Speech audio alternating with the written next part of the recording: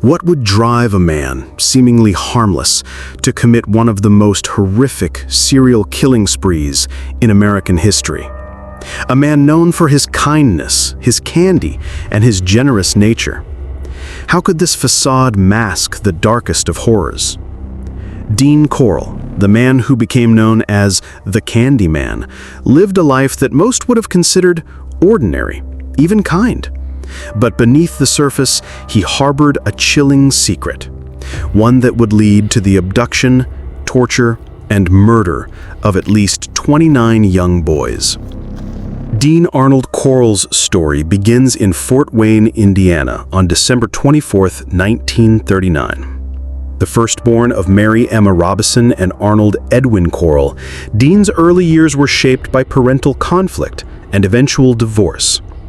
His father, a strict and distant figure, clashed frequently with his mother, who, despite her protectiveness, struggled with the instability that followed their split. After their divorce in 1946, Dean and his younger brother Stanley were raised by their mother, who moved them from place to place, often in less than ideal circumstances. Corll's childhood was marked by shyness and a difficulty in forming lasting friendships. He was often isolated, a sensitive boy who internalized both praise and criticism deeply. At the age of 7, he suffered from rheumatic fever, which led to a heart murmur, further limiting his ability to participate in physical activities. He wasn't athletic and kept to himself at school, though he displayed a deep concern for the well-being of others, a trait that would later seem at odds with his darker actions. In 1950, after a brief reconciliation, his parents remarried, but the second attempt at their marriage fell apart just 3 years later. The family moved again, this time to Pasadena, Texas, where Dean's mother married Jake John West, a traveling clock salesman. It was in this new household that Dean began to work long hours at the candy factory his stepfather and mother started from their home. By the mid-1950s, the family's small candy company, which would later be pivotal in Dean's twisted narrative, was in full swing. The young Dean, now a teenager, worked tirelessly alongside his brother, helping operate candy-making machines and packing products for his stepfather's sales route. The business, which would eventually be known as Corll Candy Company, became an integral part of Dean's life, and, unknowingly, the first step toward the sinister path he would eventually walk. Dean Corll's move to Houston Heights in the late 1950s marked the beginning of a new chapter in his life, one that would ultimately shape his dark legacy. After graduating high school in 1958, Corll joined his family in the northern outskirts of Houston, where they relocated to expand their candy business. It was here, in the heart of Houston's working-class district, that Corll's outwardly mundane life would begin to intersect with his hidden desires. In Houston, the family opened a new candy shop, Pecan Prince, a business that sold the confectionery products his family had worked so hard to create. Dean, eager to establish himself, took a leading role in the company, working long hours to meet the growing demand for their products. Corll's quiet nature allowed him to blend into the background, but he wasn't a stranger to the local children who frequented the candy shop, looking for free sweets and treats. His generosity, offering free candy to kids in the neighborhood, earned him the nickname Candy Man. This role as the friendly, benevolent figure was a mask, a carefully constructed persona that allowed him to manipulate and control his future victims. By the early 1960s, Corll had gained a reputation as the Pied Piper of Houston Heights, often drawing teenage boys to his candy shop with the promise of free treats or a game of pool. His shop was not just a business, it became a gathering place for local teens. Corll installed a pool table in the back of the store, a setting that became a regular haunt for young boys in the neighborhood. These gatherings, filled with music, games, and conversation, seemed innocent enough, but they were the perfect setting for Corll to fulfill his dark desires. Corll's relationship with the local youth went beyond his role as a candy store owner. He was known to give money and gifts to certain boys, treating them to lavish attention and offering them rides to and from the store. This seemingly harmless behavior was a calculated tactic, one that began to groom these boys for darker purposes. His influence grew as he befriended more teenagers, including David Owen Brooks, a 12-year-old boy who would soon become one of his first accomplices. In 1967, Corll's relationship with Brooks became more personal. He took the boy under his wing, offering him money, affection, and attention that Brooks, coming from a broken home, craved. This bond between Corll and Brooks eventually grew into something far more sinister. As Corll's manipulations deepened, so did his control over Brooks, making him a key player in the atrocities that would unfold. It was during this time that Corll's twisted fantasies, once buried deep within him, began to surface. Corll's first known victim was 18-year-old Jeffrey Allen Conan, a college freshman who disappeared on September 25, 1970. Conan was hitchhiking with a friend, trying to make his way to his parents' home in Houston. They were dropped off at the corner of Westheimer Road and South Voss Road. But shortly after, Conan vanished. Corll, who was familiar with the area, likely offered him a ride, which Conan accepted, unaware of the fate awaiting him. It wasn't until August 10, 1973, nearly 3 years later, that Conan's body was discovered in a chilling turn of events. David Brooks, one of Corll's accomplices, led police to the body, which had been buried under a large boulder at High Island Beach. Forensic experts later determined that Conan's cause of death was asphyxiation, caused by manual strangulation and a cloth gag that had been placed in his mouth. His body was found in a condition that spoke volumes of Corll's sickening ritual. Nude, bound hand and foot with nylon cord, and covered in lime before being wrapped in plastic sheeting. It was the first clear indication of Corll's methodical approach to his murders. Conan's disappearance was the start of a wave of abductions that would continue for several years, all under the guise of innocent encounters. Corll's tactics were simple but effective. He would lure his victims into his van or one of his apartments, offering them either a ride, a party, or some form of escape from their daily lives. Once they were in his control, the nightmare would begin. Corll would restrain them by force or deception, often using alcohol and drugs to subdue them before carrying out unspeakable acts of violence. Shortly after Conan's murder, Brooks, who had been complicit in helping Corll target vulnerable boys, found himself involved in a harrowing incident. He interrupted Corll while he was in the midst of assaulting 2 teenage boys whom Corll had restrained to his bed. In exchange for his silence, Corll promised Brooks a car, a green Chevrolet Corvette.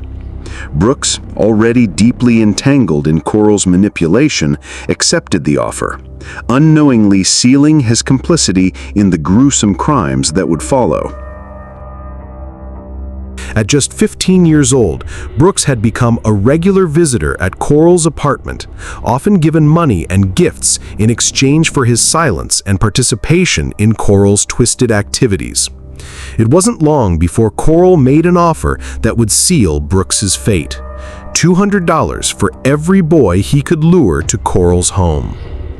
The relationship between Corll and Brooks was based on manipulation, with Corll taking advantage of the teenagers' insecurities and needs. The first victims Corll and Brooks abducted together were 14-year-old James Glass and Danny Yates, who were lured away from a religious rally held in Houston Heights in December 1970. They were driven to one of Corll's newly rented apartments, where they were tied to a bed and subjected to brutal treatment. The boys were murdered, strangled and buried in a boat shed that Corll had rented. It was here that Corll, with the help of his accomplices, began to construct a pattern for how he would carry out his increasingly heinous acts. The boat shed became a chilling graveyard for many of Corll's victims, with some of them buried in plastic bags, others bound with nylon cord, and some even subjected to further torment before their deaths. Over the next few months, Corll's reign of terror continued with little to no suspicion from the community. His manipulative nature and careful planning ensured that his killings remained hidden from view, allowing him to continue the horrific cycle. In early 1971, Corll and Brooks encountered another two teenagers, Donald and Jerry Waldrop. They were walking home after visiting a friend when they were coerced into Corll's van. Much like the previous victims, they were driven to Corll's apartment, where they were bound and later murdered. The body count was quickly escalating, yet Corll's ability to evade suspicion only grew stronger.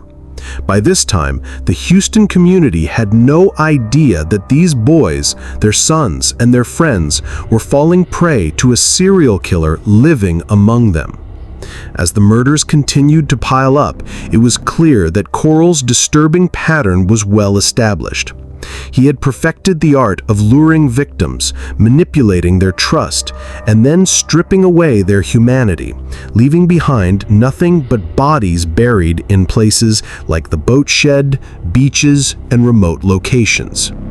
The deaths were systematic, and his accomplices, David Brooks and later Elmer Wayne Henley, helped him carry out the grim task, sometimes participating actively, other times simply following Corll's orders. The dark shadow cast by Corll's actions began to grow longer and longer, his manipulation of those around him deepening. As the year drew on, Corll's killings only became more brutal, and his hold over Brooks and Henley cemented his position as one of the most terrifying figures in the history of American crime. By late 1971, the chilling pattern of abductions and murders orchestrated by Dean Corll had become disturbingly routine. His accomplice, David Brooks, had long been complicit in luring victims into Corll's twisted world, but Corll needed more help. This is when Elmer Wayne Henley entered the picture, a boy who would soon be pulled into Corll's nightmarish web. Henley, a troubled 15-year-old, had known David Brooks for several years. The two teenagers truanted from school together, and it was during this time that Brooks introduced Henley to Corll. Henley, at first unaware of Corll's dark tendencies, would eventually find himself in the grip of Corll's manipulations. Henley was initially invited to Corll's home, where he was offered money for helping Corll lure other boys into his apartment. Corll convinced Henley that he was involved in a white slavery ring operating from Dallas, further entangling the teenager in his lies and deceit. In exchange for Henley's compliance, Corll promised him money, $200 for every boy Henley could lure to Corll's apartment. Desperate for money, Henley eventually agreed. His first abduction was a disturbing glimpse into the horrors that to come. In early 1972, Henley and Corll picked up an unsuspecting victim, a teenage boy they lured under the pretext of smoking marijuana.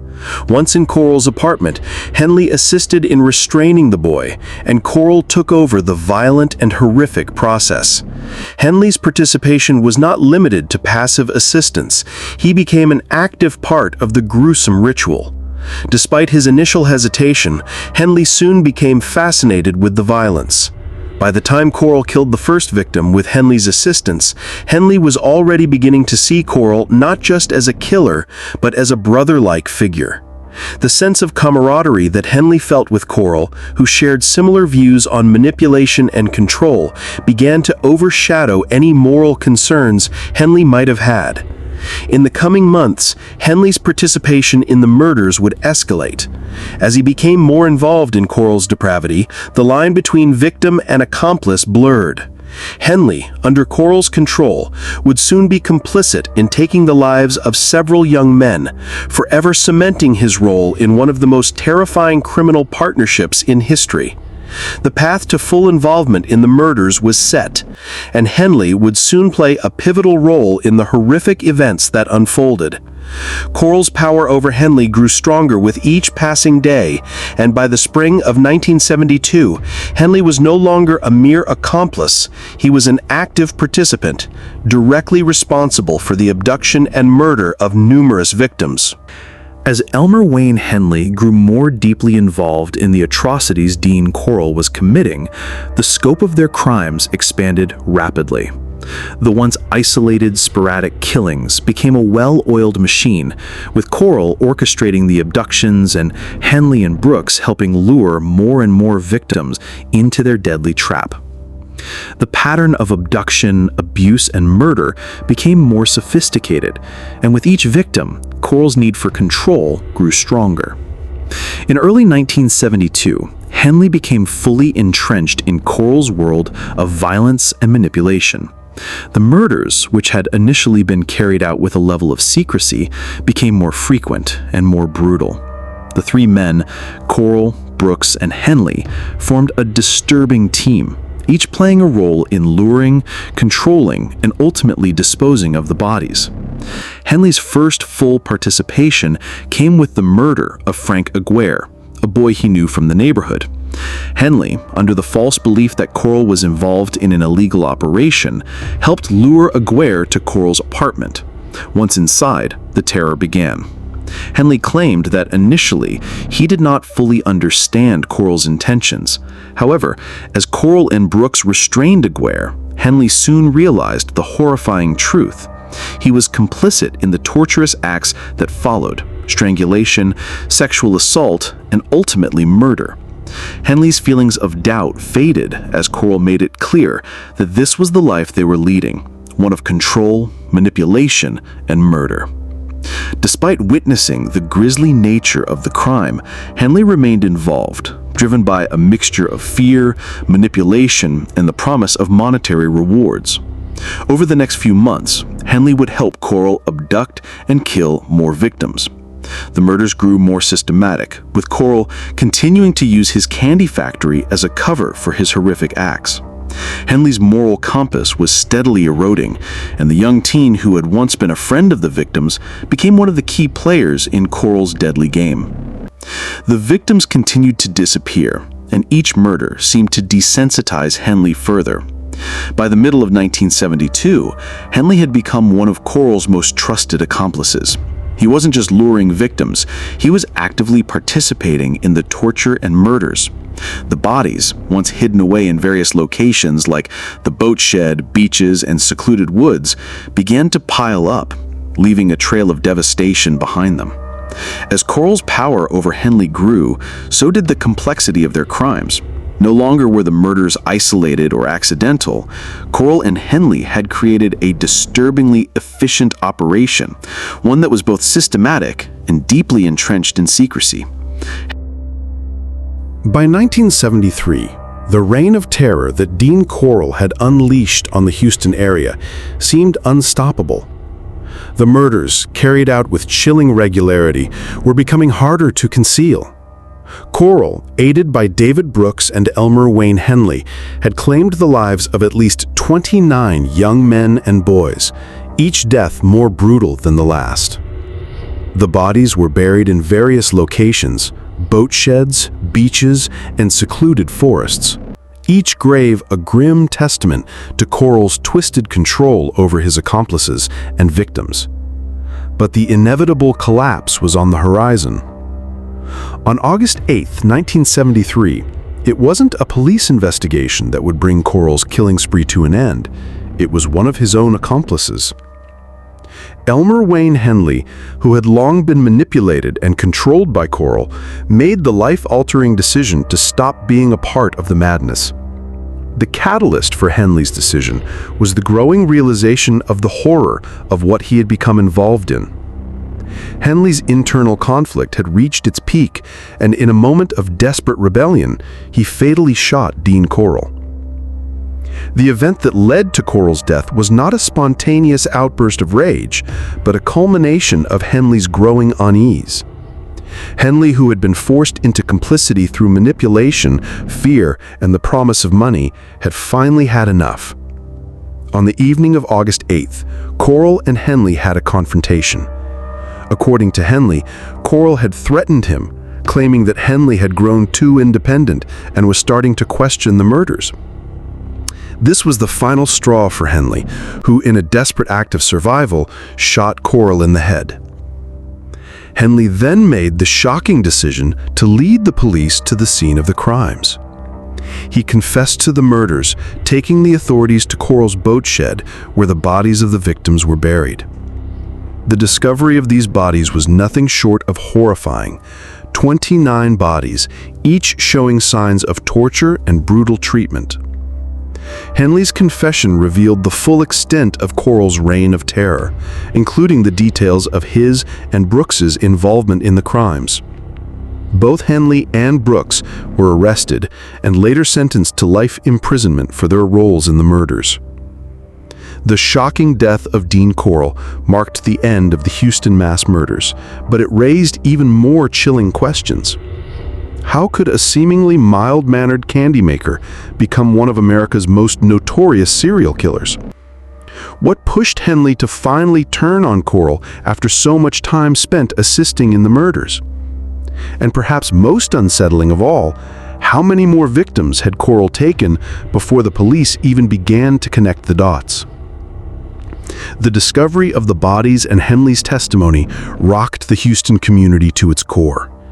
The horrific truth behind the Candy Man would remain seared in the memories of those who lived through the nightmare, and the details of the case would haunt investigators and the families of the victims for decades to come. Though Corll was dead, the damage he had inflicted on the city of Houston and the families of his victims was immeasurable. His legacy, one of manipulation and death, would forever be tied to the dark history of the Houston mass murders. In the years following Corll's death, the case faded from the public spotlight, but for the families of the victims, the horror remained. Some families spent decades trying to find closure, while others were left with haunting memories and few answers. The identification of some of the previously unidentified victims continued through DNA analysis, with breakthroughs occurring as late as 2011. Each discovery was a painful reminder of the lives lost and the cruelty that had been inflicted. The Houston mass murders case remains one of the most horrific and baffling serial killing sprees in American history. The true scope of Corll's actions may never be fully known, but what is clear is that the impact of his crimes stretched far beyond the bodies buried in secluded graves. It affected the community, the families, and even the surviving accomplices, whose lives were forever altered by the role they played in the murders. As for the legacy of Dean Corll, it remains one of manipulation, control, and unimaginable violence. Though his name may have faded from public consciousness, the memory of his crimes lingers. The Houston mass murders, the shocking manipulation of impressionable youths, and the unspeakable horrors of Corll's actions remain etched in the dark annals of criminal history. A chilling reminder of the evil that can hide behind the most innocent of facades. If you found this story chilling, don't forget to like, comment, and subscribe for more true crime content. Hit the notification bell so you never miss an update on more real-life mysteries, untold stories, and the dark minds that shaped history. Share this video to raise awareness about the horrifying legacy of Dean Corll and the lives forever changed by his actions. Let's continue to explore the unknown together.